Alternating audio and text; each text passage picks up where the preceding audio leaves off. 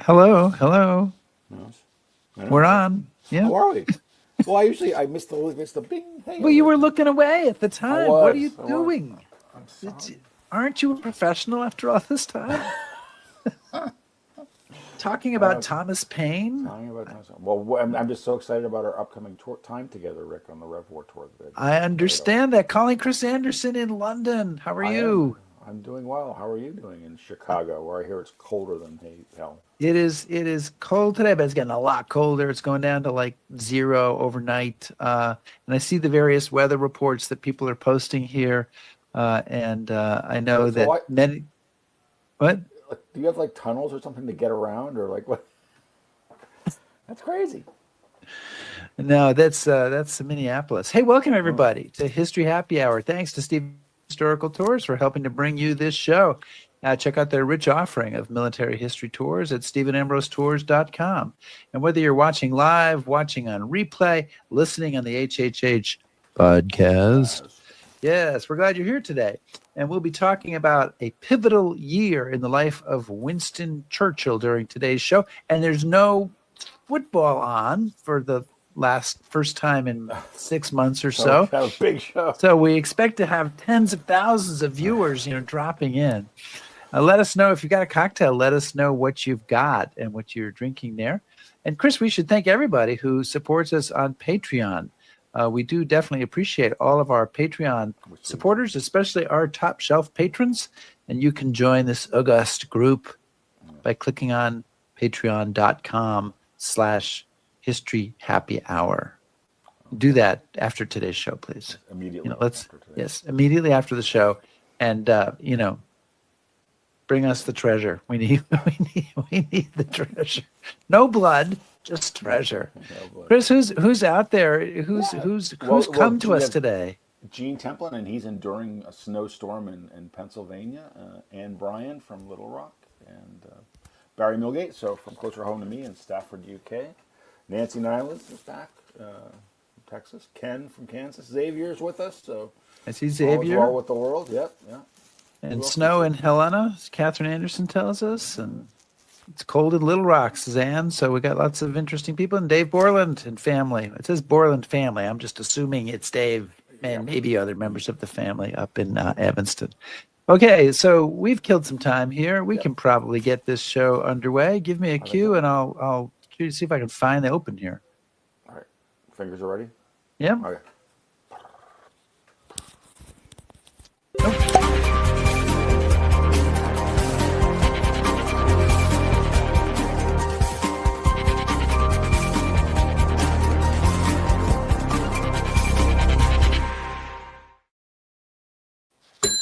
Who was looking away that time? Bar is open, and clearly the drinking has already begun. In 1915, Winston Churchill resigned as Lord of the Admiralty in the wake of the Dardanelles disaster, and we'll talk about what that was. He eventually joined the army and headed for the front lines, where he learned lessons that would help him stage his political comeback over the next few years of his life. And we're going to chat about that today with our guest, J. Furman Daniel, who is the author of the book Blood, Mud, and Oil Paint, The Remarkable Year That Made Winston Churchill.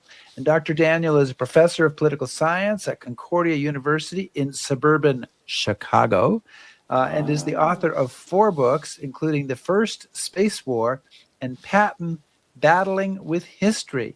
2 really different titles there. Furman Daniel, welcome to History Happy Hour. Rick, Chris, it's great to be here. Thank you. Oh, thanks for joining us. We're delighted to have you, and I hope you're ready for it. Did you bring a fortifying cocktail? I did indeed. So cheers. All right. He's popping down the Guinness there. What do you got, Chris? Glenturd 12. Yeah, I'm drinking a beer. Okay. That looks like a wine cooler. That's not a beer. It is a beer. Come on. Pink. What kind of beer is pink? Can I get the lighting team in here? All right, okay. Moving on. Sorry. Thanks, the light. I'm being attacked. Look, it's a beer. It's a beer. Okay. Oh, you say All right. All right. Questioned my gin and tonics earlier. I'm just Furman. Okay. We're going to get to this. We are going to ask you questions. That is talk about history. basically part of the. We're going to try to talk some history here. Anybody who's interested in history eventually discovers Winston Churchill for themselves. And my interest in Churchill was sparked by the first volume of William Manchester's biography series, The Last Lion, which came out in 1983 when I was some very tender young age. When did you first make your kind of close acquaintanceship with Winston Churchill?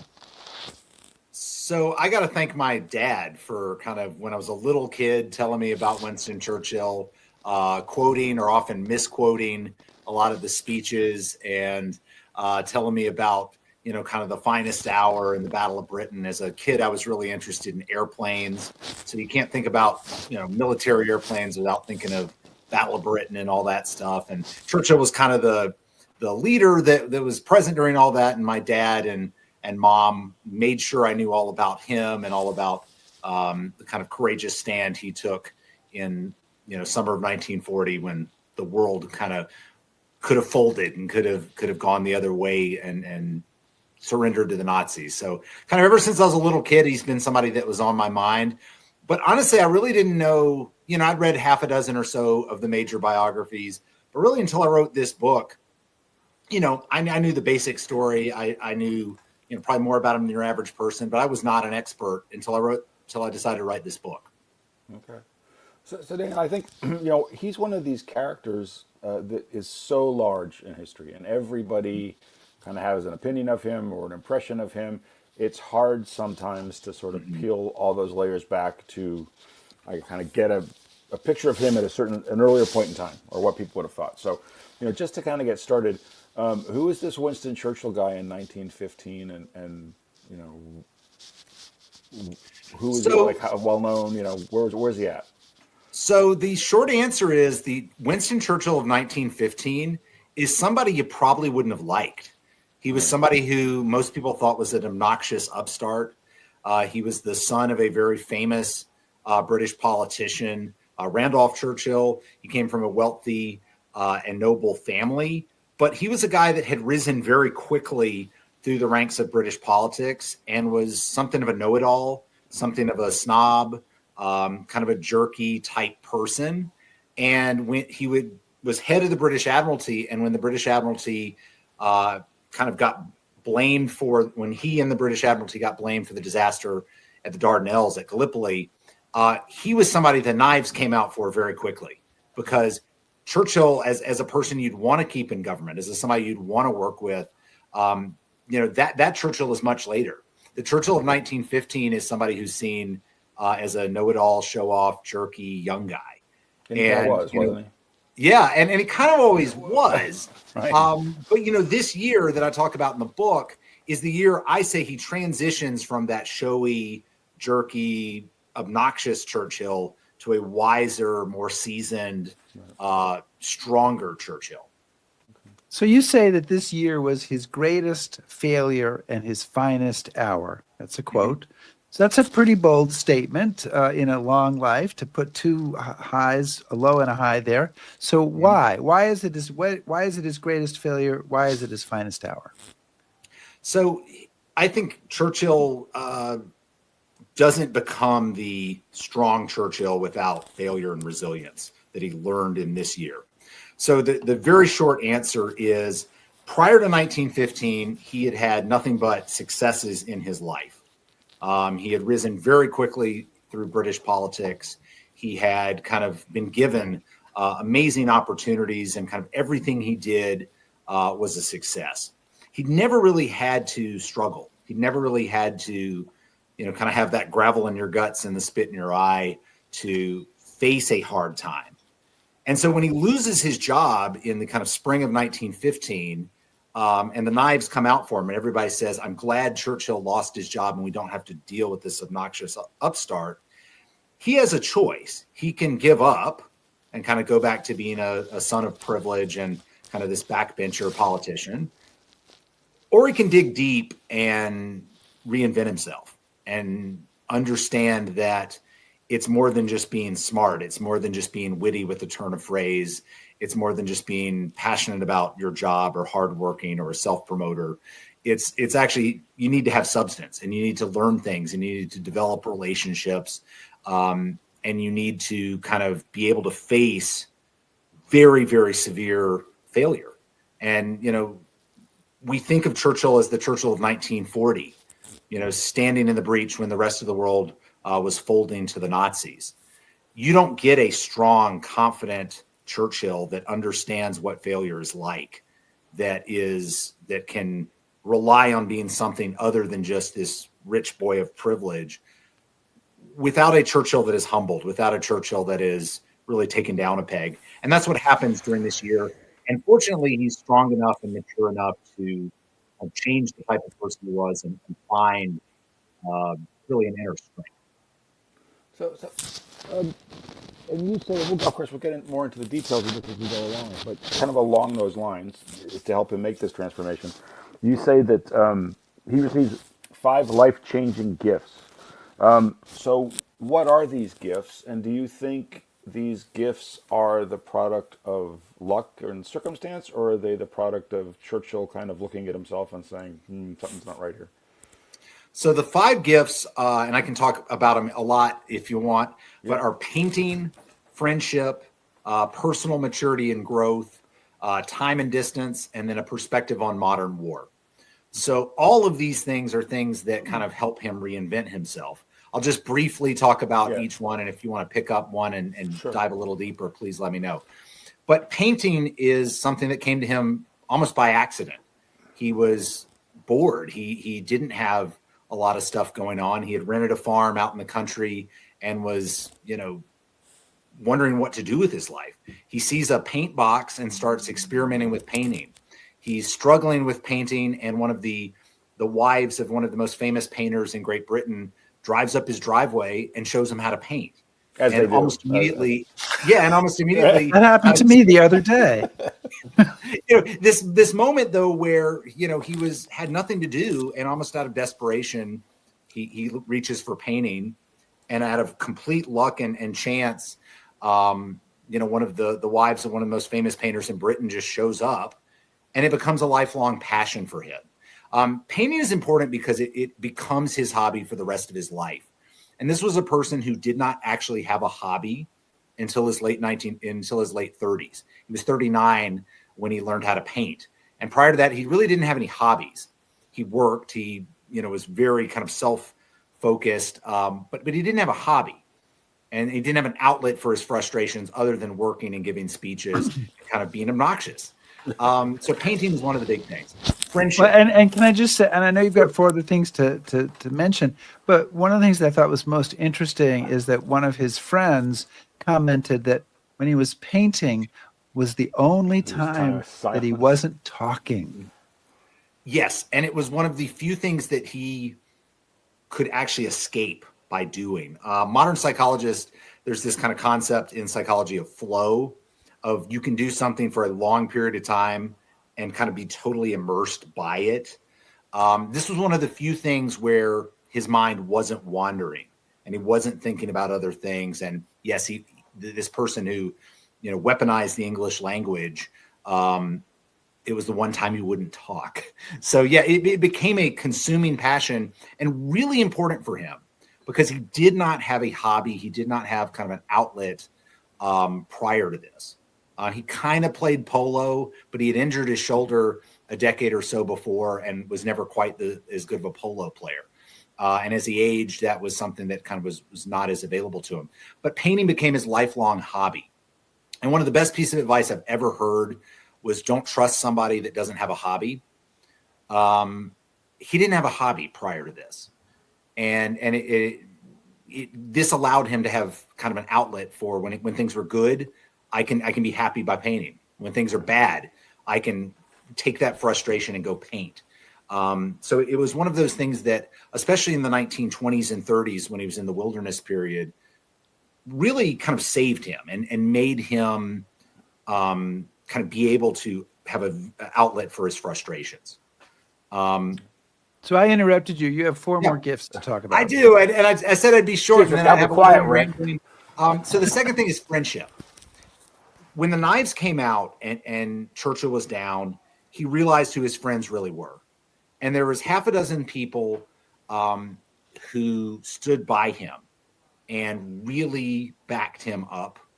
And many of those people would become critical throughout his life. So his wife, Clementine, was one of his closest friends throughout his entire life, and she backed him up. His friend Archibald Sinclair became a lifelong friend, and their friendship strengthened during this period. I think Archibald Sinclair is probably his best friend other than his wife, Clementine. Just those two examples of those two. It's hard to imagine Churchill as a success, particularly during his difficult periods in the 20s and 30s, without friends, without people that would stand by him. And even during World War II, Archibald Sinclair was the leader of the Liberal Opposition Party and actually protected Churchill's kind of left flank of his coalition government during World War II. There was a couple different no confidence votes against Churchill during World War II, the most severe being after the fall of Tobruk.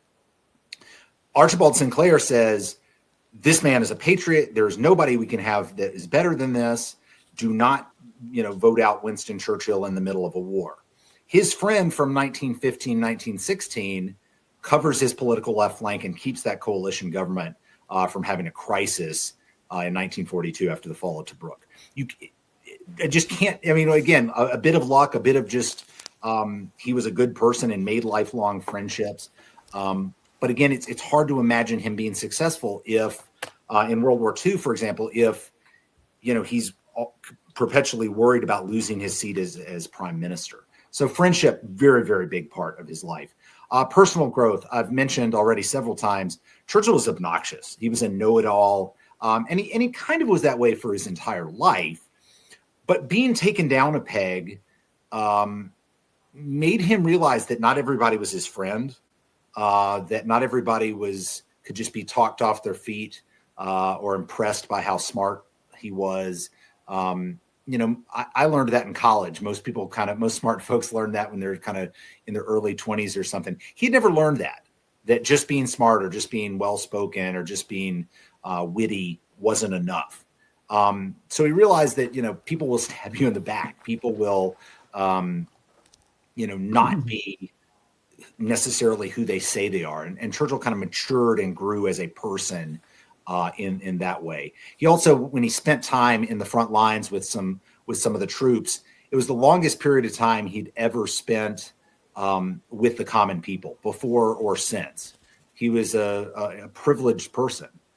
So having to kind of live in the mud and kind of share the danger and the bad food with common people in the trenches, again, gave him a perspective of what normal British citizens were like, so that he could be more sensitive when 1940 rolls around and he's visiting bombed out houses and he's having small talk with people about the war effort.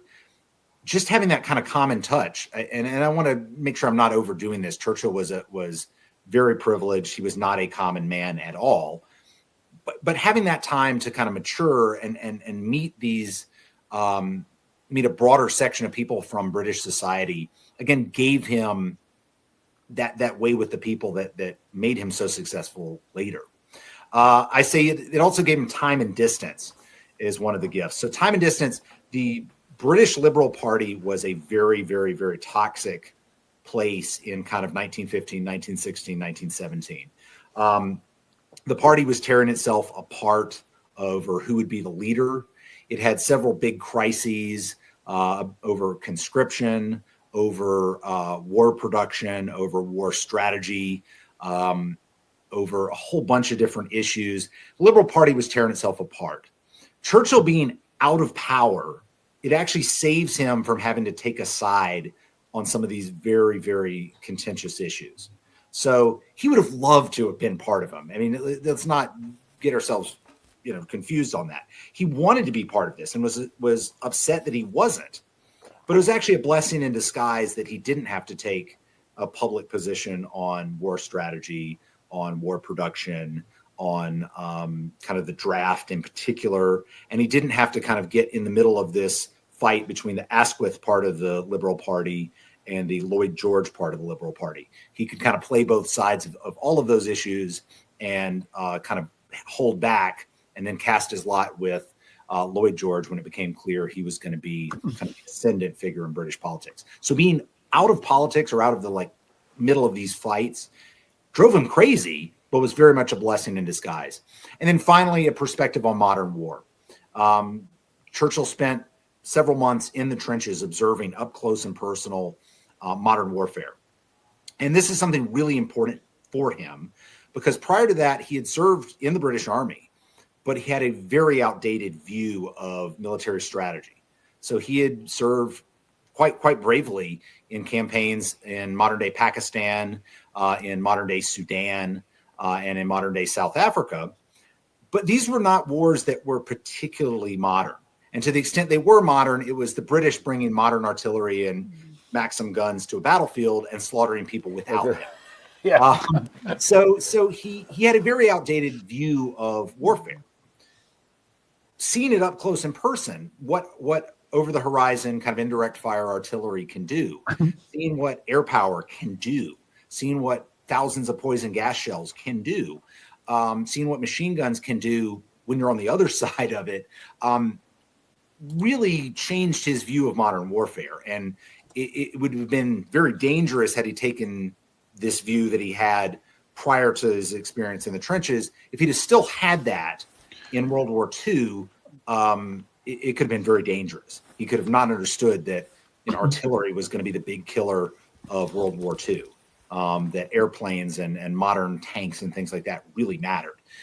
So learning kind of a more nuanced modern version, modern understanding of warfare, very, very important. And that's the kind of fifth of the 5 gifts SA learns during this period.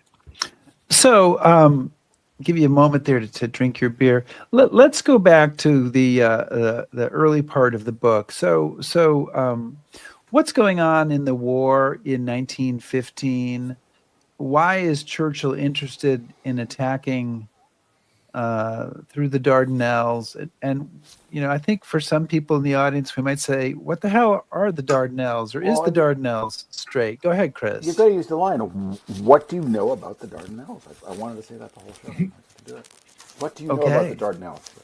Well, I know very little. I know somebody's going to tell us, though. Well, I have a map. We'll just talk here for a moment. But yeah, the Dardanelles is this narrow little strait at the end of that red line that leads into the Sea of Marmara, and Istanbul's on the other end of that. And this is a long ways from the front line in France. And so what the heck are we doing down here? Okay, that's for you. That's great. I know that Chris can answer that, but we're looking for you to answer it. So Churchill, from very early on in the war, was frustrated that the British couldn't achieve a rapid victory.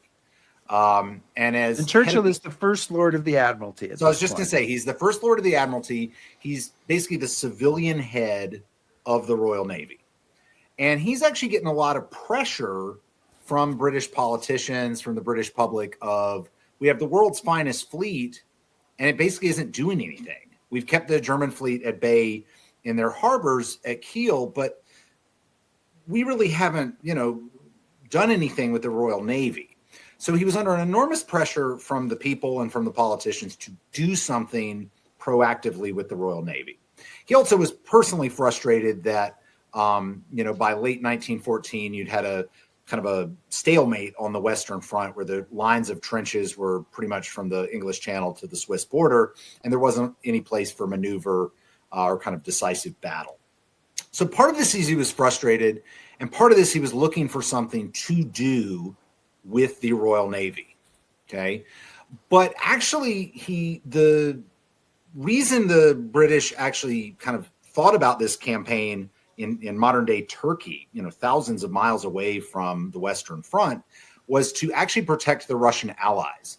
The Ottomans, the modern day Turks, actually had been fighting the Russians, and the Russians on their kind of southern flank were initially getting pushed back by the Ottoman forces, and they were panicking.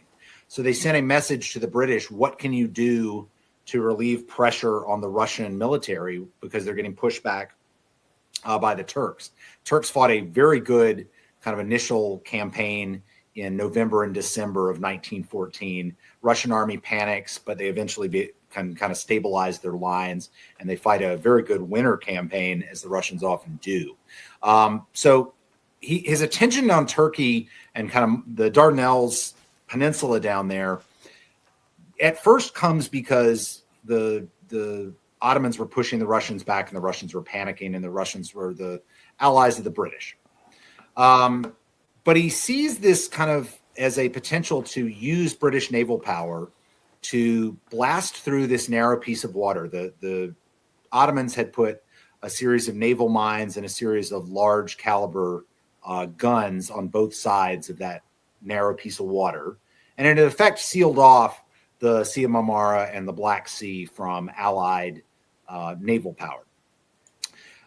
Churchill says, well, we have all these old, about 15, 20-year-old pre-dreadnought battleships that aren't doing anything. They're not fast enough to kind of be used in major sea actions against the Germans. They're not heavy enough caliber guns to fight the Germans. They're basically just wasting away. So he says, but they're manned. They're pretty powerful ships. They're just not good enough for fighting kind of modern naval battles.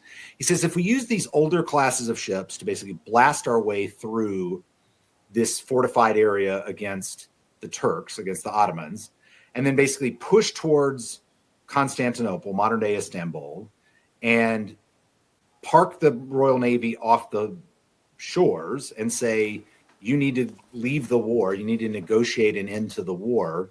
He thought of this as a way of knocking out one of the big belligerent powers that was kind of fighting against Britain and their allies. And it was as a way to, again, make himself and the Royal Navy useful and hopefully break a stalemate that had kind of, confounded the Allied planners. So at first he saw this as a very easy, low risk, low cost, we're not doing anything with these outdated ships type mission. And as military plans often go, they got this mission got more and more complex and resourced more and more heavily, and the enemy gets a vote too. So the initial plan to blast through with these outdated warships doesn't work.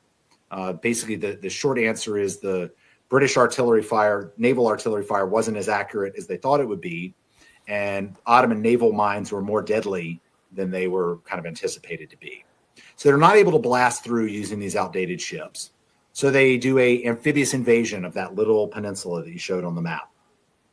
That little peninsula creates about 300,000 Allied casualties. And after about a year, the British and their allies retreat from there and have achieved almost nothing. Okay, they've had an enormous amount of casualties to briefly hold a tiny bit of beach on this little tiny peninsula, way away from the main theaters of the war.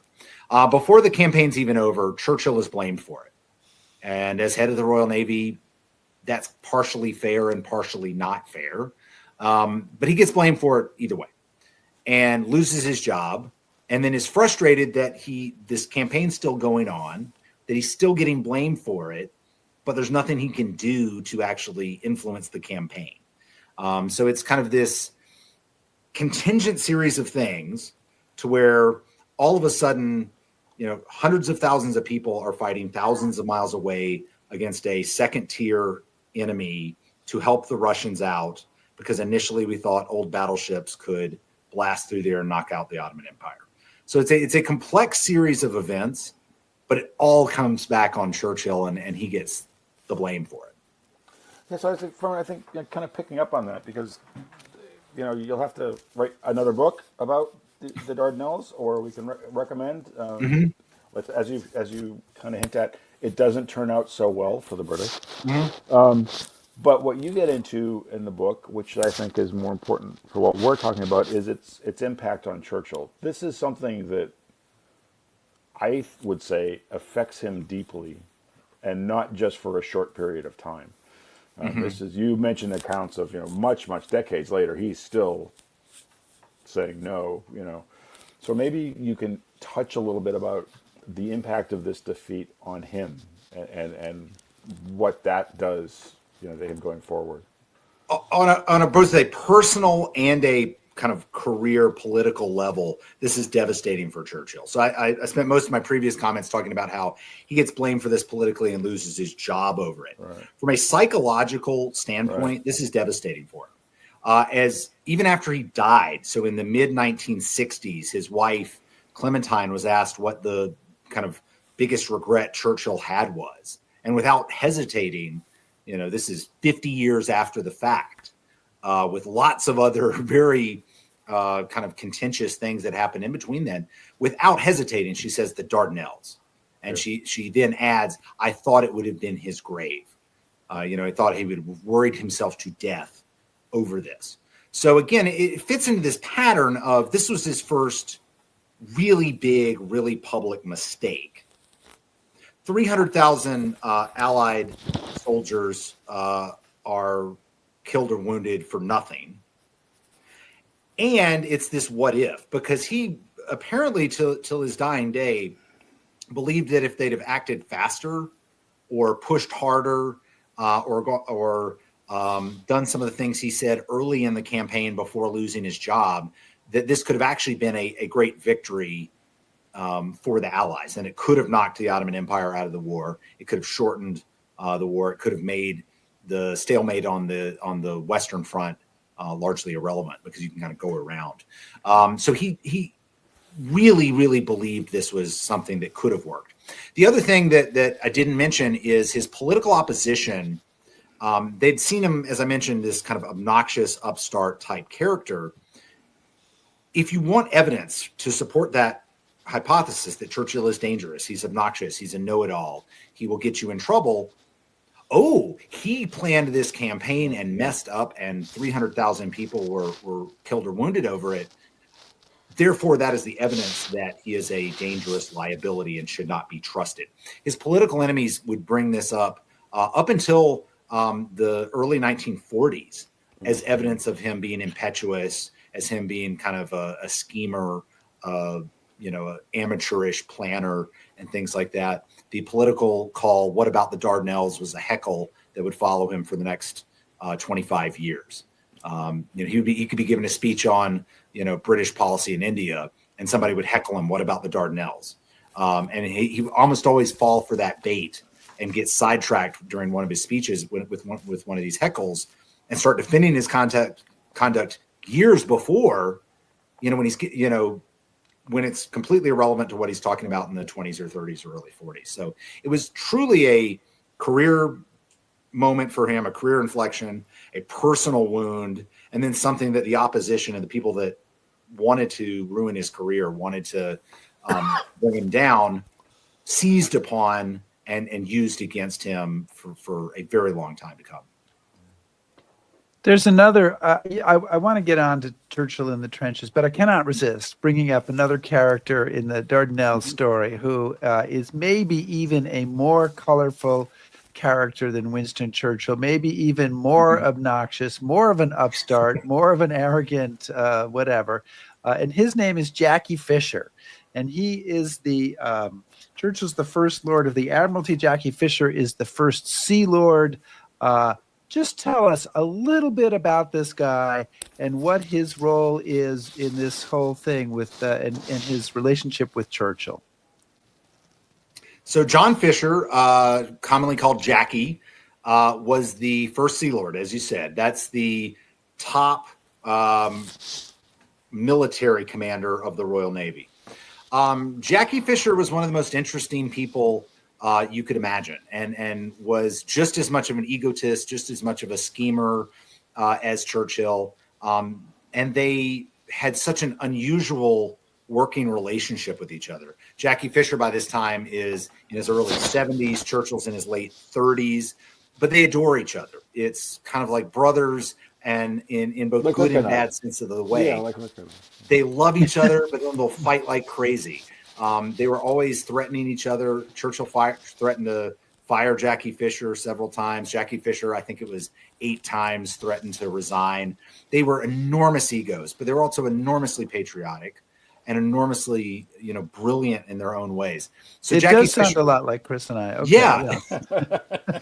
Jackie Fisher is famous for a bunch of things, but he really modernized the Royal Navy. in kind of the late 1800s, early 1900s, brought about the dreadnought class battleships, invested very heavily in modern torpedo technology and fast torpedo boat technology, was really kind of both a salty kind of old-fashioned sailor, but also a modern kind of reformer type person as well. Churchill loved him and Churchill hated him, and they feuded like cats and dogs. And one of the things that actually led to Churchill's dismissal as First Lord of the Admiralty was when Jackie Fisher actually made good on one of his threats to resign after Churchill had gone behind his back and reassigned a couple of ships to a different part of the fleet without telling Jackie Fisher. And then Jackie Fisher was so petulant after resigning, the king actually ordered him back to his job, return to your post, and he refused to do so. He actually went and he rented a hotel room and hid from the king and from the prime minister who were begging him to return to his job. It's one of those things where it's almost too crazy or too colorful or too whatever to believe. And Churchill and Fisher, frenemies is, I guess, how the young people would say it now. They loved and hated each other simultaneously with equal passion. I'm thinking that you are one of the young people. I mean, compared to Winston and I, you're anyway. Go ahead, Chris. Well, I did write this book as a 39-year-old when I was the same age as Churchill during a lot of this stuff, and it was actually kind of my midlife crisis and his midlife crisis playing out in parallel. So I don't know if I'm young anymore. My college students certainly don't think I'm young. I don't feel young that first 10 or 15 steps out of bed either. Well, as long as you don't point to any of your friends and call them Jackie, they might get a little nervous. Wait 30 years and then look back on your 39-year-old time as a time of great youth and freedom. Mr. Anderson. Never gets any better, I guess. No. Oh, well, it does. Lots of things get better, but you do get older. So moving on from well, yeah. What he doesn't. All right, so he loses his job, forced out. He's kind of labeled, whether for good or for ill, as the person who's largely responsible for this. You have some great quotes in the book about how people sum him up, but he also has to go through a sort of a further humiliation. He gets another gig, which isn't like sit really well. He doesn't go right to the trenches, right? So what's happening to him as he's watching his world sort of unravel? So he's actually allowed to stay in the Asquith government after losing his job as First Lord of the Admiralty. Asquith's motivations were, if we totally kick Churchill out right away, it'll look like we're stomping on him when he's down. And if we include him in our cabinet in basically a ceremonial position, we can kind of order him to shut up to the extent anybody could order Winston Churchill to shut up. Keeping him in the government and actually entrusting him with secrets that he couldn't then go blab to the press and things like that was actually a strategy to soften the blow on Churchill, but also kind of protect the Asquith government from not having Churchill on the outside of government kind of causing problems for him. I'm reminded of what Lyndon Johnson said about J. Edgar Hoover. He'd rather have him inside the tent peeing out than outside the tent peeing in. I think he said it a little cruder than that, but it was basically like that. So he was given this basically meaningless position, the Chancellor of the Duchy of Lancaster.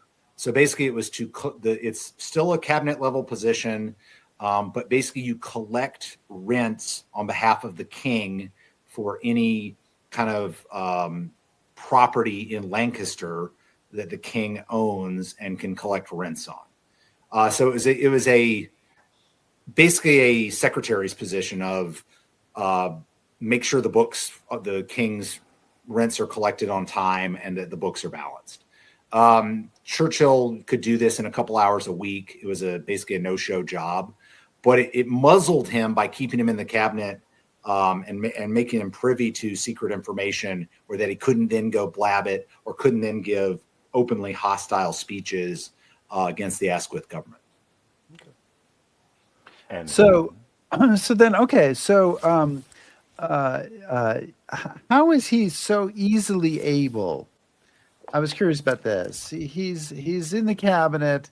He's going to leave the cabinet, and he just sort of glides into his position in the army in France, like they had been holding something for him the whole time. So how is he able to do that so easily? So once again, he's lucky and he's privileged, and the way British politics worked at that time and the way the British military worked at that time kind of allowed him to do it. So he had a reserve commission in the British Army. So he was a reserve major. And he had that position. He actually maintained his position as a reserve major until very late in his life, until he was in his 70s. So he has a reserve commission.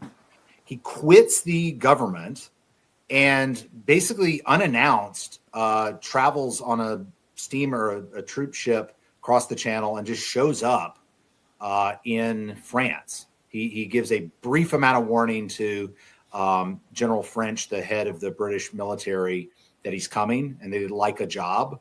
But basically he shows up mostly unannounced with very little warning and asks for a position and doesn't have anything lined up before he gets on that boat, doesn't know what he's going to get into when he steps off that boat.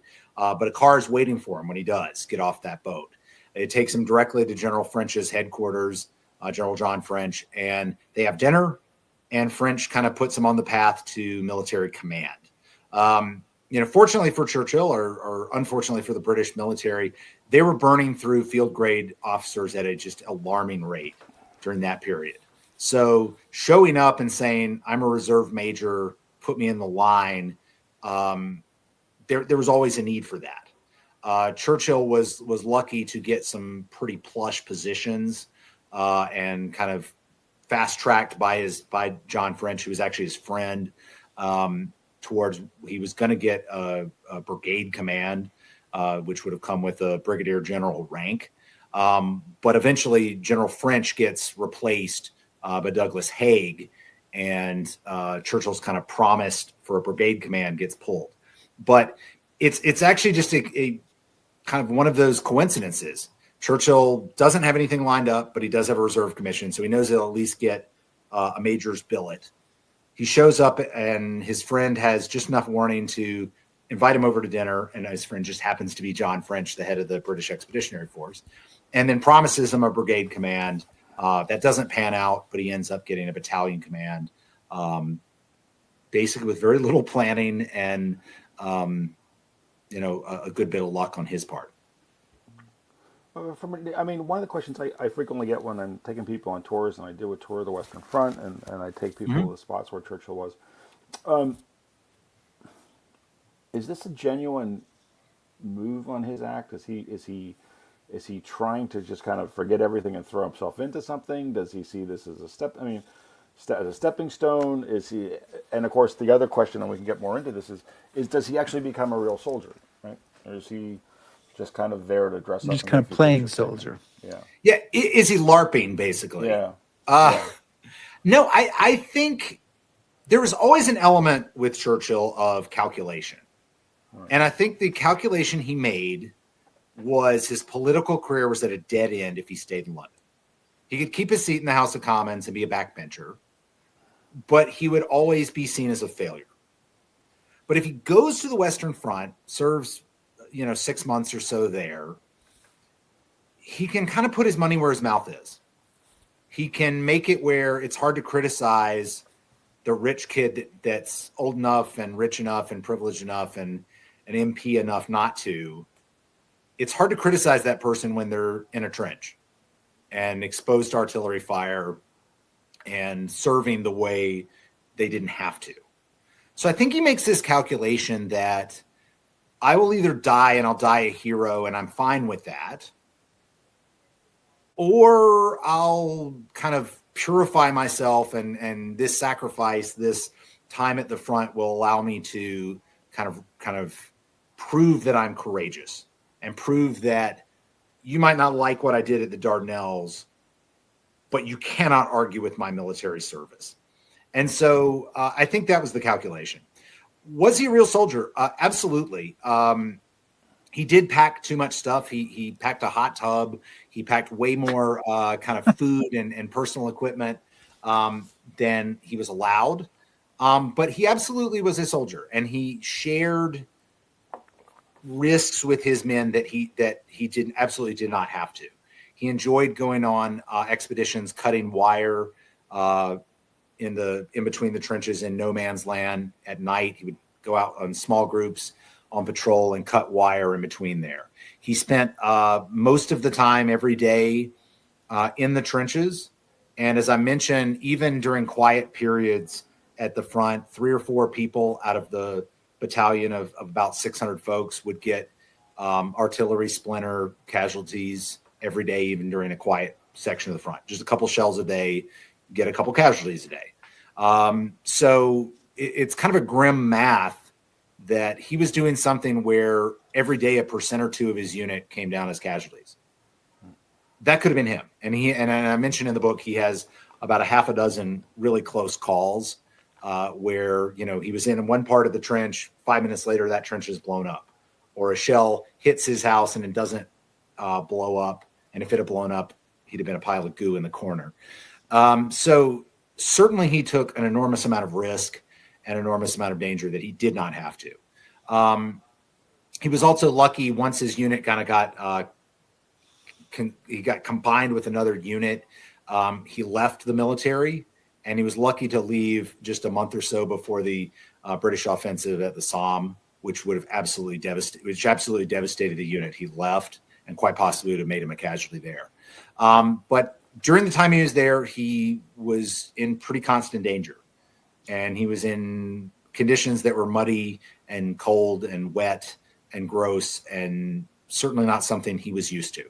So did he have an easier time than a lot of soldiers? Yes, absolutely. Did he leave at a convenient time right before the offensive at the Somme? Yes, absolutely. Did he set up a hot tub so he could take a hot bath every couple of days? Yeah. Did he have his wife send him food from London every couple of days? Yeah. But what he did was dangerous, and what he did was courageous, and he certainly did not have to do it. But like I said, I think he did it largely out of this notion of calculation. I have nothing to lose. I might kind of redeem myself by my sacrifice. Well, and you talk about, you do paint there's the scene where his tub is being dragged to the front lines is sort of one of the more amusing scenes in the book. But you do talk about how the soldiers that he's serving over look at him pretty questioningly when he gets there, but he wins them over, doesn't he? Yes. So the initial reaction, you're exactly right, Rick, is one of, who is this rich boy politician? What does he have to prove? Why does my unit have to take this guy on? He's going to get us all killed. That's kind of the initial reaction, and it's completely understandable. Churchill does himself no favors by kind of being a petty tyrant the first day or so on the job, ordering a parade and then missing various commands, giving speeches that were long-winded and threatening to the people, saying, if you cross me, I will break you. He starts with a bad kind of vibe and makes it worse the first day or two. But almost immediately after that, he changes tactics and says, I don't need to be a petty tyrant. I don't need to give speeches. I need to show these people that I am brave too. I need to show these people that I can make their lives better. I need to kind of show that I'm sharing the sacrifices that they are. And the real turning point on his leadership in the front was he realizes his unit had a lice problem. There was millions of little tiny bugs crawling on people's skin and passing diseases and making their skin literally crawl with itching. So he creates a kind of a culture of cleanliness where people clean their sheets, change their socks, pick lice off their fellow soldiers. And there's a brewery, an abandoned brewery not far from the front lines where they're stationed in Belgium, that has these large tanks. And he uses the tanks as boiling pots for clothes, for underwear and blankets and sheets and uniform clothing, and boils them so that it kills the lice. And within a couple of days, this is a lice-free battalion, or is as close to a lice-free battalion as you can get in the mud and trenches. And morale immediately goes up. Wow, this guy solved a very real problem that was affecting me. I will follow somebody if they're solving my problems and making my life better and showing they care. And that's kind of the turning point for his time as a leader, is what I call Churchill's war on lice. But yeah, but you're exactly right. At first, they did not want this dude. And they were like, why me? And he dug a hole, but he corrected. And again, when you go back to that kind of gift of personal growth and maturity, I think 6 months before, Churchill doesn't have that type of humbleness, that type of understanding of himself, that I can't just give a speech and I can't just be a petty tyrant. I have to actually do stuff. I actually have to deliver something for my men. Yeah. But do you think he's sitting there in a bunker at Plug Street, kind of reviewing the end of the day, going, boy, I kind of blew that. I got to change here? Or do you think it just sort of is an evolutionary process? I mean, do you think he's grappling with these things? Or I think he realized almost right away that he screwed up. Yeah. And for him, someone as arrogant and as proud and as as Churchill was, yeah. I think that was really hard for him to do. Yeah. And when you tell a story of growth as a leader, growth as a person, I think that's really important. Yeah. I can't just win people over with my personality or my speeches. I have to be better. Yeah. And I think that was a moment that he became, took a major step for being that person. Then when he goes and visits, the working class person in London whose house got bombed, he can have that moment of empathy. He can have that kindness and goodness and, I might not be able to rebuild your house, but I am here standing in the rubble telling you we're going to give it back to Hitler 2 times worse tomorrow. Yeah. And I think, as a political scientist, I'm trained to say that type of leadership doesn't matter, but I certainly think it does. And again, I've only had one beer, so I'm not getting too emotional about it, but I really do think that type of empathy and leadership is what made Churchill different in 1940 than he was in 1915, and would have been without this kind of major gut-wrenching year that I talk about. So we haven't been able to take too many questions from our viewers, but I'll pop one up here as we come close to our ending, and this is from Nancy Nallens, and she says, after all your research, how do you come away feeling about him? Do you admire him? And I would add to that, because you could just say yes or no and answer the question there. But you would also, I would like to know sort of how did the research that you do on this book, did it make you admire him more? Did it make you view him as more complicated? Kind of how did it change your perceptions of Churchill? Mm-hmm. So Nancy, thanks for your question. So I do admire him, and it's unusual because I wrote 2 books on George Patton. And after writing those, I didn't admire him that much. Okay, you have just made a friend for life with Chris Anderson. But no, I admire him, but I admire him in a different way. Because I admired him for these speeches, and I admired him for the V for Victory and the, never in the field of human conquest has been so much been owed by so many to so few.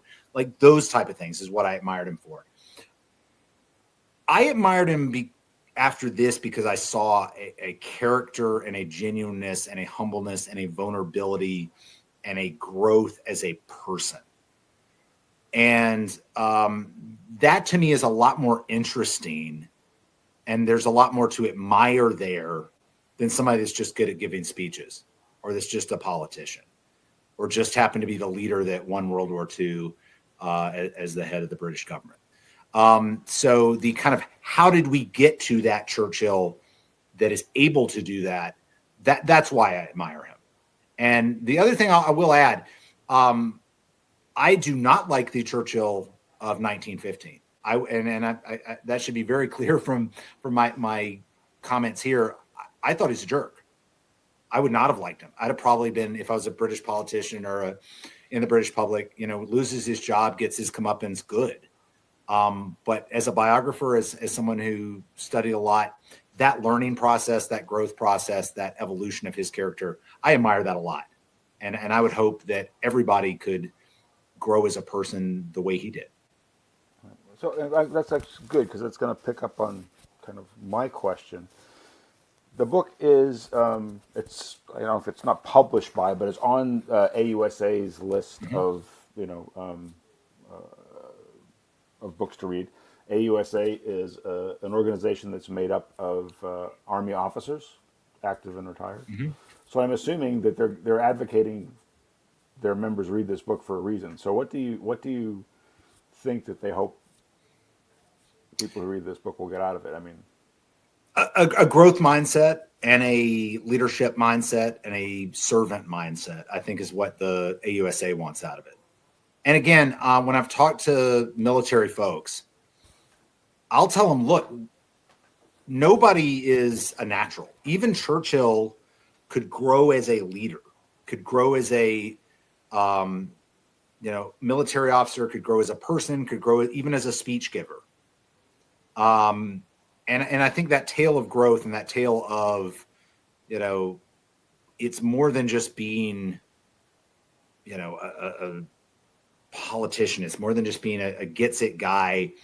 I have to see the situation, see my imperfections, see the challenges ahead of me, and be confident enough and dedicated to my craft enough, and all those types of things to actually become better at my job.